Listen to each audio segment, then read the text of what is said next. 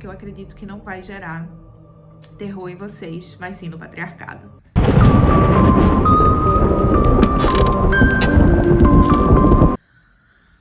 Olá, pessoal! Como vocês estão? Eu sou a professora Susana Veiga e eu tô aqui para mais um vídeo desse canal. E no vídeo de hoje a gente vai falar sobre a mulher monstro na literatura como o anúncio de novos paradigmas. Então, gente, eu decidi falar sobre a mulher monstro na literatura como o anúncio de novos paradigmas, né, por diversas razões, né? Algumas delas eram principalmente porque tenho lido ultimamente alguns livros que têm feito sentido e dialogado, assim, um com o outro, pelo menos na minha cabeça, né? Esses livros têm dialogado para me trazer uma perspectiva, né, sobre a questão do monstro e a questão do caos e a questão da desordem, né, a partir desse olhar feminista, tá? E a primeira coisa que eu queria dizer para vocês é que essa questão ela despertou quando eu comecei a ler o livro da Mary Shelley, Frankenstein, né? O Frankenstein, como vocês já devem conhecer, é o livro que inaugura a ficção científica enquanto um gênero literário, né? Então a Mary Shelley, ela é, na verdade, essa pessoa que inaugurou um novo gênero dentro da literatura, que é o gênero da ficção científica. Mas esse livro também, ele é um livro de terror, digamos assim, né? Porque esse monstro, né, a criatura que é criada pelo Frankenstein, né, pelo médico Victor Frankenstein, ela é uma criatura que ela traz terror, que ela traz desordem, que ela traz a catástrofe, que ela traz o caos, né? E quando eu estava lendo esse livro, né, eu li esse livro para um projeto, na verdade, que é um projeto de releitura de clássicos que eu tô fazendo junto com duas amigas, né? Na verdade, foi a Tati Guedes, que é minha amiga, que organizou. E eu e Carol entramos nesse projeto com a Tati para fazermos essas leituras dos clássicos, né? Então, nós lemos juntas esse ano. E quando eu estava lendo esse livro, eu fiquei pensando bastante nesse livro como uma metáfora também para a questão feminina dentro da sociedade, né? Para a questão da condição das mulheres. E a Mary Shelley, ela não era uma feminista, né? De forma declarada, nunca se declarou feminista, nunca falou sobre essas questões, mas ela era filha de uma das mulheres que foi uma das precursoras do feminismo, né, ocidental, que é a Mary Wollstonecraft, que escreveu reivindicações dos direitos da mulher, né? Então, como uma mãe dessa? Brincadeira, gente. Mas esse livro, ele trata, né, de um cientista, Victor Frankenstein, né, que tem um complexozinho de Deus. E o Victor Frankenstein, ele decide criar uma criatura e dar um sopro de vida a essa criatura, né? Ele decide criar algo como um ser humano. E a partir dessa sua invenção, né? Depois que ele é bem sucedido nisso e que essa criatura está pronta, né? Ele vê que a criatura não é nada do que ele tinha esperado, né? Não se parece em nada com algo que Deus ou a divindade tenha criado. E é uma criatura que ele começa a abominar, a temer, né? Então ele sente ao mesmo tempo uma atração por aquilo que ele criou, mais uma repulsa, um nojo, né? E fica enfastiado daquilo. E ele cai, inclusive, doente depois disso, porque ele fica pensando que ele criou, que ele trouxe à existência, na verdade, uma criatura grotesca que traria muito caos e desordem, porque era um monstro, né? E aí, isso me remete para a raiz da palavra latina monstro. Foi uma das pesquisas que eu fiz quando eu estava fazendo a leitura do Frankenstein. A raiz da palavra monstro, né? No latim, monstrum, é um mensageiro da catástrofe, né? Um mensageiro divino da catástrofe. O monstro, ele vem para desordenar, para causar o caos, né? Para causar o terror, porque ele traz o caos e a catástrofe, né? E aí eu quero, depois que eu falar um pouquinho mais do Frankenstein, que a gente pense caos, catástrofe, desordem, a partir de uma perspectiva feminista, né? Tá? Então vamos pensando nisso enquanto eu falo sobre o Frankenstein, né? E aí tem um momento muito interessante no texto em que o Victor e a criatura se encontram, né? E eles vão conversar. E o Victor, na verdade, ele fica, sempre que ele encontra essa criatura, ele fica com ódio muito grande, né? Querendo destruir aquela criatura, né? E aí ele fala: "Diabo!", exclamei, "como ousa se aproximar de mim? Não teme a feroz vingança da minha mão contra a sua cabeça miserável? Fora, vil inseto." E aí ele fala um pouco mais e a criatura responde: eu já esperava essa recepção. Os homens odeiam os desgraçados. Como devo ser odiado, então, eu que sou o mais miserável entre todas as criaturas vivas? Contudo, você, meu Criador, me detesta, me enxota, a tua criatura, a quem tu estás ligado com laços que só podem ser desfeitos por meio da aniquilação de um de nós. O seu propósito é me matar. Como ousa brincar assim com a vida? E isso é muito interessante, gente, por diversas razões, né? Então aqui a gente vê esse embate entre criatura e criador, né?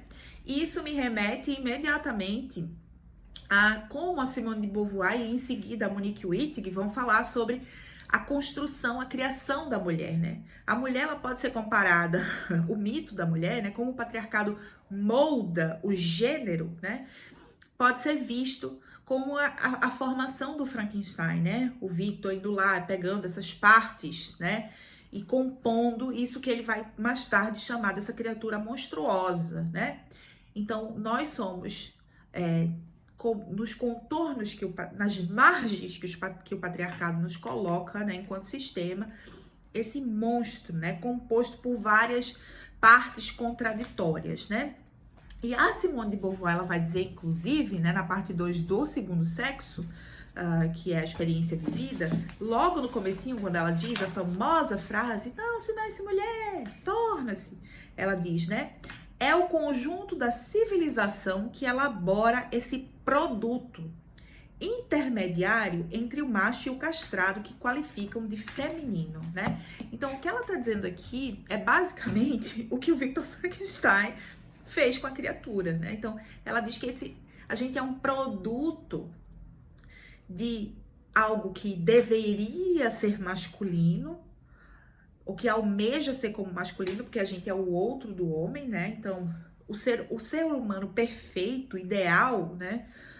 O modelo de ser humano é o homem, né?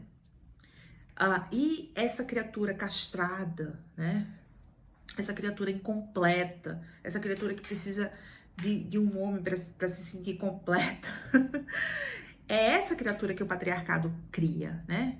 Essa criatura vazia, né? Porque o Frankenstein, ao longo de... O Victor Frankenstein, depois que ele cria a criatura, né? A criatura, ela passa por uma longa jornada. Esse livro também é falando sobre a jornada desse monstro, né? Para encontrar a sua humanidade, né? Para amar, para falar, para entender as coisas, para ir além dos instintos e da sua necessidade, né? Para ir além do seu corpo, para transcender algo que nós fizemos, uma jornada que nós fizemos. Por quê? Porque a nossa humanidade foi destituída também, né? Nós fomos destituídas da nossa humanidade pelo patriarcado. Nós fomos moldadas como uma criatura, como uma coisa, né? Como a criatura aqui é moldada e criada pelo Victor Frankenstein, né? Então, esse livro ele pode ser uma boa metáfora inicial para a gente abrir essa ideia do monstro feminino, né? Então, a gente pode comparar muito bem o Frankenstein, a criatura do Frankenstein, né? Com o que seria esse produto que a civilização elabora, que está entre o homem e o castrado, a qual chamam de feminino, como bem definiu a Beauvoir, né? E uma das coisas que eu falei sobre a raiz da palavra monstro é essa ideia, né, do mensageiro da catástrofe.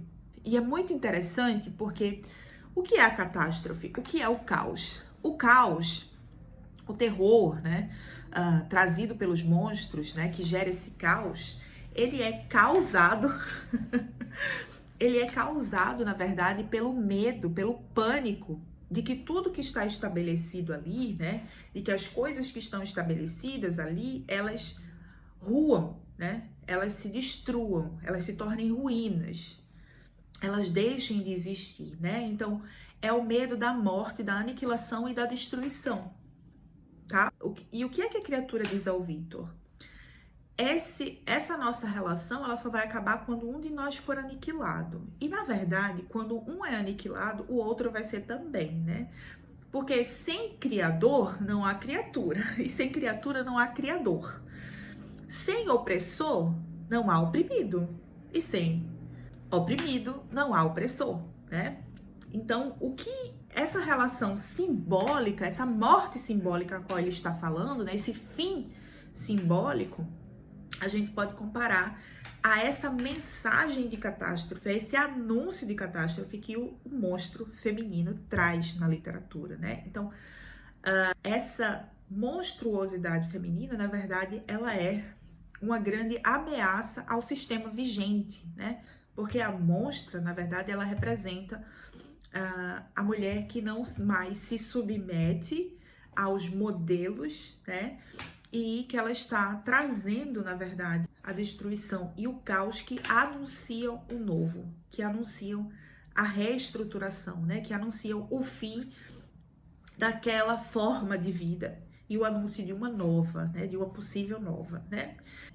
É algo que o Georges Balandier chamaria da antissociedade das mulheres, né? Que é essa que a gente pode ver como a figura da bruxa, por exemplo, né? Das bruxas, elas representavam essa antissociedade, né? E por isso todo o pânico que foi causado ali nos fins da Idade Média e na Idade Moderna em torno do que as mulheres poderiam fazer, né? Do que as bruxas poderiam fazer, o que elas estariam anunciando, que fim elas estariam, o fim de que elas estariam trazendo e o anúncio de quais novos tempos, né? Então, se for pra gente pensar nisso.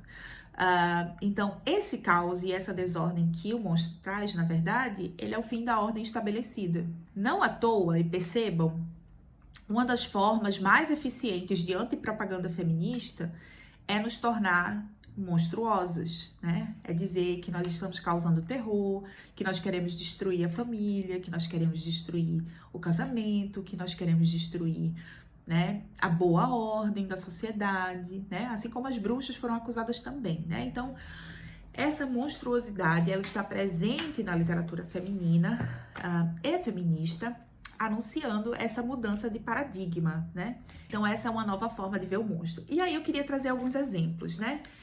O livro que eu vou usar agora, que eu vou dar um exemplo para vocês, é o Voladoras, da Mônica Orreda. A Mônica Orreda, ela é uma escritora latino-americana, do Equador, né? E ela escreveu esse livro Voladoras, que são uma série de contos, né? São alguns contos de terror feminista, né?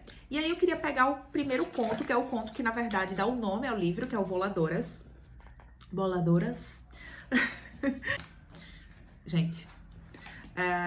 E tem duas partes interessantes nesse conto que eu queria falar pra vocês, né? Voladoras, na verdade, ela é um monstro alado feminino que tem um olho só, né? Como um ciclope. O ciclope não o do X-Men, tá, gente? O ciclope lá da mitologia clássica grega, né? Então, ela tem um só olho, ela tem asas, né?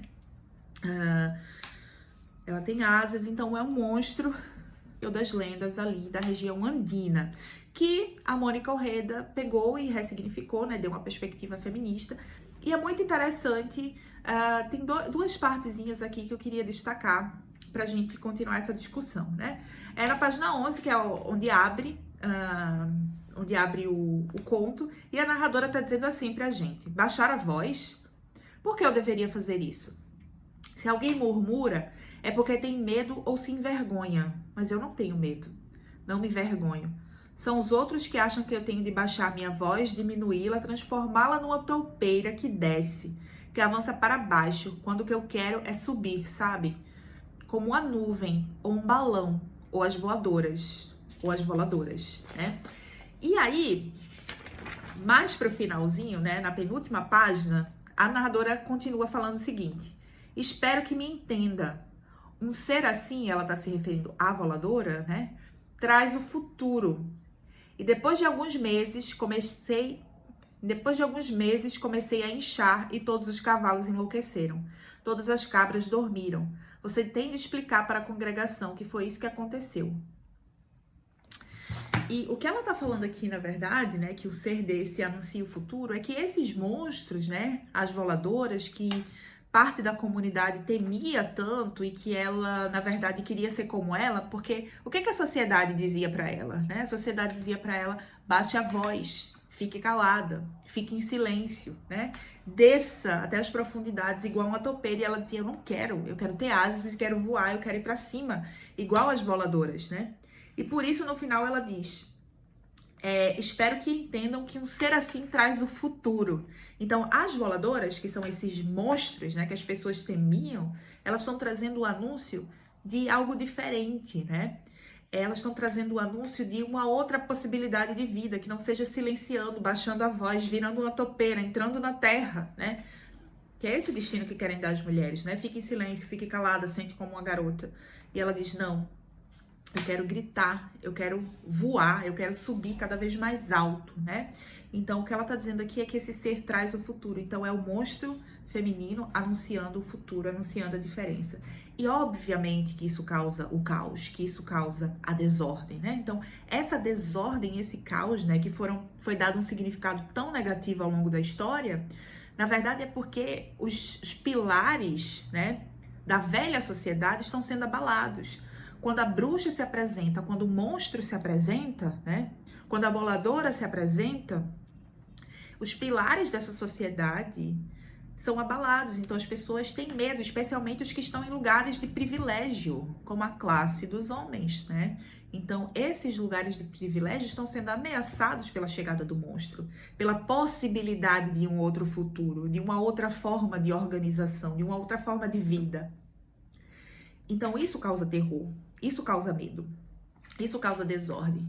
Então a desordem e o caos, desde uma perspectiva feminista, ela é o que nós devemos ansiar, né? Então, só continuando, e aí tem um outro livro que eu queria falar dele para vocês também, né? Que vai nessa mesma pegada do terror feminista, tá?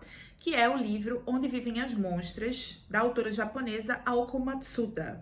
A Aoko Matsuda, né? Ela é autora dessa coletânea de contos também, e ela pegou vários contos, várias lendas, várias histórias japonesas de terror, que eram todas falando sobre mulheres, espíritos vingativos, fantasmas, né? Mulheres no poço que voltavam para se vingar, etc. Pegou todos esses estereótipos misóginos contra as mulheres e transformou eles e deu um twist feminista a essas histórias, né? Eu vou falar só sobre uma delas, porque se eu tenho que dar spoiler, eu vou dar só de um, né? Para vocês poderem ler o restante do livro. Que é a primeira, né? Que se chama Se Cuidar, né? Conta a história de uma moça, né? Que ela vem desde a infância e vai mostrando o dia a dia dela, ela tentando se mostrar o mais bonita possível, fazendo diversos procedimentos, né, estéticos, diversas rotinas de beleza, né, para ser bonita. No começo ela tá até dizendo assim, eu sou uma mulher bonita, eu sou uma mulher bonita e atenciosa, eu sou uma mulher bonita, atenciosa e sexy, eu sou uma mulher bonita, atenciosa, sexy e delicada. Ela fica repetindo esse mantra para mostrar que ela é uma mulher que pode ser desejável, que ela é uma mulher que pode estar na prateleira do amor, que ela é uma mulher que pode ser escolhida, né? E tem uma figura que aparece, né, para ela, que é uma figura de uma parenta, que fica o tempo todo falando para ela, melhora essa postura, coma direito, não coma muito. Então parece o fantasma da velha mulher, né? Geralmente da nossa família, que está o tempo todo falando sobre o nosso corpo, sobre o nosso peso, sobre a nossa aparência, sobre o nosso cabelo, se a gente tá sentando direito, se a gente tá fazendo as coisas de acordo com o que a ordem e o patriarcado quer. E uma das coisas interessantes que vai acontecer nesse livro é que essa mulher vai se transformando num monstro cabeludo. E é muito interessante isso, né? Porque ela vai criando pelos no corpo inteiro, né? Então, óbvio que ela já tem cabelo, né? Mas esses pelos vão crescendo até ela virar uma espécie de primo It. Então, quando ela está, né, nesse espaço, principalmente dentro do espaço doméstico, ela se transforma, né? Então, digamos assim, ela tem uma vida normal no seu cotidiano e em determinados momentos, como antes de dormir, por exemplo, ela se metamorfoseia, né? Então, ela vai se transformando aos poucos e perto do final do conto, a gente já tem essa mulher completamente coberta com esses pelos, né? E ela passa a amar esses pelos, né? Eles passam a ter um significado muito especial na vida dela. E aí eu queria ler um trechinho para vocês, para verem como tem relação com essa discussão que eu tô trazendo. Ela diz assim: todos os dias, antes de dormir, me metamorfoseio e avalio como eles estão, os pelos, né? Escovo todos muito bem, com uma escova da melhor qualidade, feita de pelos de porco. Não sei se é graças ao óleo de cavalo, mas falta pouco para os pelos do antebraço recuperarem o vigor. Porque ela, por causa dos ditames da beleza, né, no Japão, assim como em todas as sociedades, inclusive aqui no Brasil, né, se quer que as mulheres adultas não tenham pelos, né? Não tenham pelos nas regiões íntimas, não tenham pelos na perna, não tenham pelo em lugar nenhum, né? E ela acaba fazendo laser nos antebraços, né? E aí, quando esses pelos dela recobrem o corpo dela, os antebraços onde ela fez laser é o lugar onde ele demora mais e fica mais ralo, né? E ela fica muito triste. Tanto é que tem uma parte que ela passa o óleo de cavalo com cuidado nos pelos do antebraço, chateada, pensando, desculpa, desculpa, desculpa, né? Porque ela impôs aquilo a ela mesma a partir de um ditame exterior, né? E é muito interessante isso, né? A relação da retomada da autonomia sobre o corpo dela, sobre os pelos que estavam crescendo no corpo dela, que era parte de um processo dela, né? Lembrando que isso é símbolo, tá, gente? Que isso aqui não é literal. E aí ela diz, né? Não sei se é graças ao óleo de cavalo, mas falta pouco para os pelos do antebraço recuperarem vigor. Fico pensando o que vou fazer quando isso acontecer, mas ainda não tive nenhuma ideia. Até descobrir o que sou capaz de fazer com esses pelos, até entender que habilidade é essa que possuo, pretendo continuar refletindo e cuidando bem deles. Assim, quando surgir a oportunidade de exibir meus talentos, vou poder agir sem hesitar, como Kyohime. Ela é toda lisinha e eu sou toda peluda, mas tenho certeza que nós duas queremos a mesma coisa. Queremos a habilidade e o poder necessários para, na hora H, enfrentar o que quer que seja. Não me incomodo de não saber o que eu sou. Posso ser uma criatura misteriosa e sem nome, tudo bem. Cara, isso aqui é ouro. Pensem comigo. Eu falei no vídeo anterior, né, sobre a desmarginação, sobre a perca, né, dessas formas, né? Então, quando a mulher ela perde essas formas, ela se torna esse ser perigoso, né, monstruoso, esse ser que desafia, né, que diz eu não quero mais ficar calada, eu quero ter asas como as voladoras, né? Ou sou uma criatura como o Frankenstein, né? Isso é perigoso. Mas, ao mesmo tempo, perder essas formas, e a Clarice Lispector vai dizer lá, né, em A Paixão Segundo GH, você não sabe o que você está se tornando, você não sabe o que você é, você não tem ideia do que as novas habilidades que vão surgir, você não tem ideia do seu nome, você não tem uma identidade ainda, né? Então, nós estamos nesse processo, né? Nós não sabemos o que significa ser mulher sem estar atravessada pelos ditames e pelos modelos patriarcais. Nós estamos hoje enfrentando isso, buscando novas formas para isso. Mas por enquanto nós não sabemos, né? Então, quando ela fala isso aqui, né? Até descobrir o que sou capaz de fazer com esses pelos, até entender que habilidade é essa que possuo, pretendo continuar refletindo e cuidando bem deles, né? Então, essa nova forma que ela tá tomando, né? Esses novos caminhos, essas novas habilidades que ela está desenvolvendo, ela nem sabe onde isso vai dar. Mas ela pretende continuar refletindo e cuidando bem deles, né? E ela fala também da diferença, né? Então, vamos pensar na Audre Lorde, por exemplo, né? A Audre Lorde falando como a diferença é importante dentro dos espaços femininos, né? E ela diz, eu sou toda peluda, a Kyohime é toda lisinha. Mas uma coisa eu tenho certeza, nós duas queremos a mesma coisa, né? Queremos a habilidade e o poder necessário para, na hora H, enfrentar o que quer que seja. Enfrentar o que quer que seja, né? Então, estamos juntas caminhando para o mesmo lugar, que é o lugar da libertação, né? Posso ser uma criatura misteriosa e sem nome, tudo bem, né? Então, hoje a gente se chama, né, enquanto grupos. Então, o que ela está dizendo aqui é que eu posso não ter uma identidade, por enquanto, completa, fechada. Porque a gente está nesse processo caótico de tentar encontrar meios, formas, ideias, né? Que não sejam aquelas anteriores que nos subjugam, né? Mas ela diz, tudo bem. Porque o que eu estou fazendo é um processo de fortalecimento, né? Eu estou cuidando dos meus pelos todas as noites, né? Eu estou me unindo com Kyohime, mesmo que ela seja diferente, né? Então, que coisa incrível, né? Então, esse é o livro Onde Vivem as Monstras, da Oko Matsuda. Por fim, eu queria trazer um último conto que está nesse livro aqui, chamado Coelho Maldito, da Bora Shun.